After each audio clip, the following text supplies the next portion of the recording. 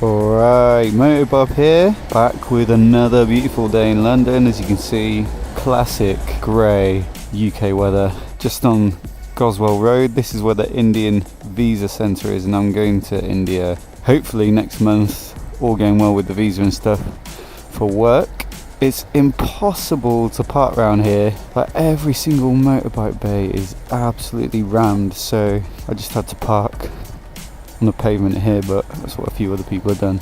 Anyway, yeah, hopefully heading to India next month. Got to be in Delhi and then maybe Kathmandu, so I'll be working pretty much most of the time, but you never know, if I get a free few hours I might get a chance to get a bike out there. Anyway, I recently posted a video about all the mods I've done so far on this bike, and on that video a few people commented suggesting a few of the bits and bobs that might be good cheap mods, so I thought I'd update you guys with some of the ones that I've got planned, and I'll go from easiest mods to what I perceive to be possibly the most difficult to do, because I'll probably get round to the easy ones first because I've got a few busy weekends coming up, so the bigger jobs might have to wait. But the first one is, last time I blew my tyres up I lost the dust caps off both wheels. I think I put them in my jeans or something, but both of those are gone, and I thought I'd take that opportunity in replacing them to get some little gold ones that might match the frame.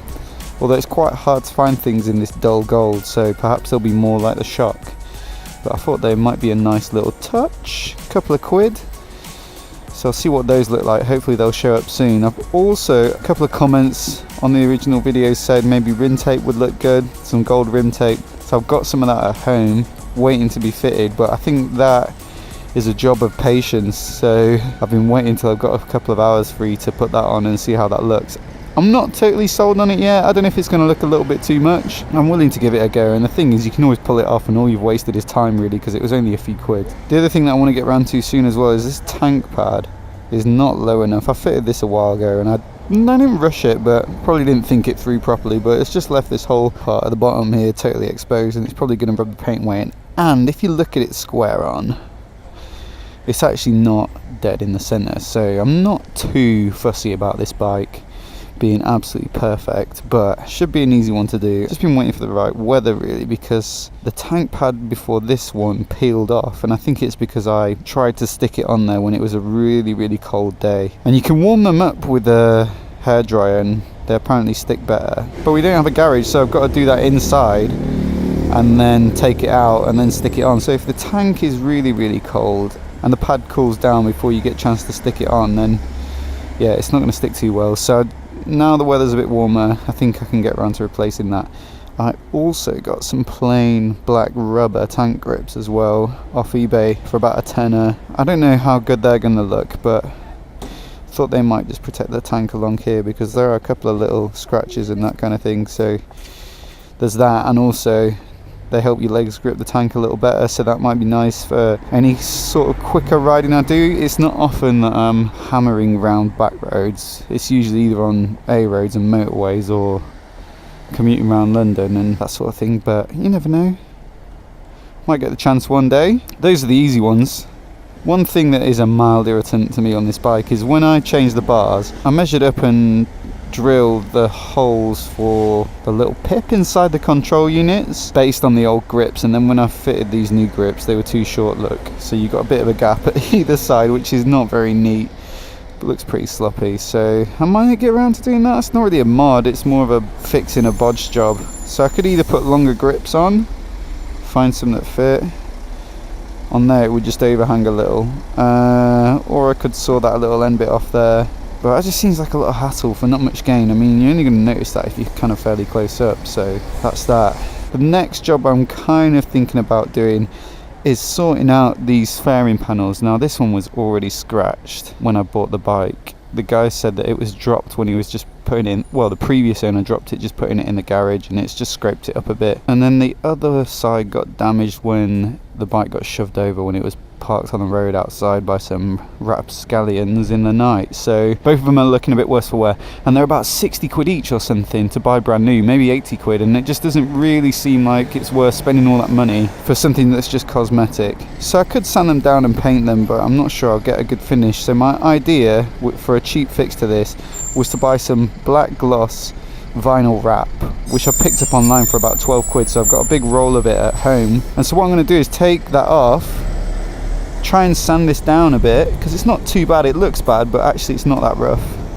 And then I'm going to try and vinyl wrap them, which might seem optimistic. I've read a few reports of it being pretty difficult to do that, but with a bit of patience and a bit of time, I think that might look quite good, and it'll be essentially the same finish. It's not metallic or anything like that, so that's the plan. And I've already seen a guy who's done that on YouTube with an ER6N that got dropped, and he went for like a carbon finish, which is probably easier to fit because it won't show up any imperfections under the wrap as much as gloss will. But I think carbon would look a little bit rubbish on this bike. I don't know, I'm not a big fan of carbon panels randomly unless, you know, there's more of it on the bike and it's a bit of a running theme.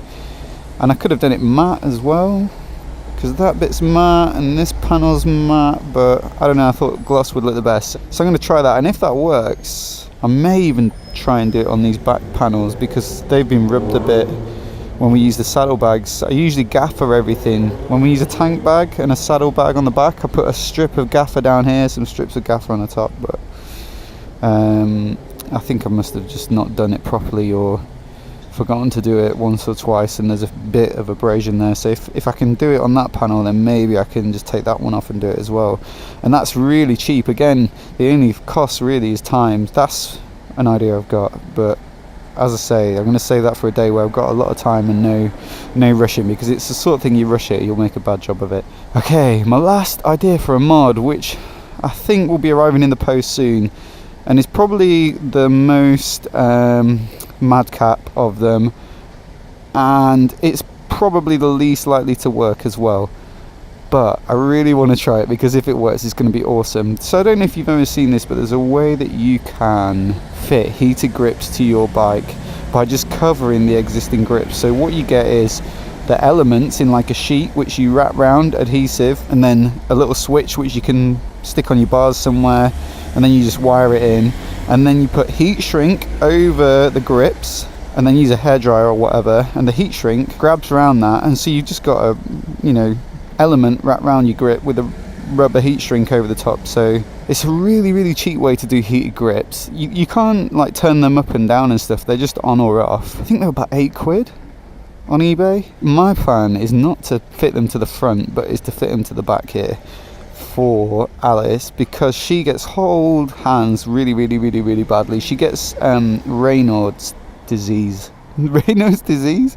Raynaud, I don't know, Raynaud something. That's where basically the blood stops going to your fingertips or something like that, and they just go really pale and then they get really cold, and it's just horrible on the bike. I'm thinking that this diameter, although it's not exactly the same shape, it's not that far off the diameter of the grip. Maybe it's a little bit smaller, and it's not perfectly round either, so it might be quite difficult, but I'm just hoping that it'll fit. I mean, if you look at the width of that, about the width of a fist, there's enough space in there where it's relatively flat. So what my plan is to fit the element round there, but what I'm going to have to do is take the bolts out, take this off, and see if I can slip the heat shrink over it, and then just run the wire in under here.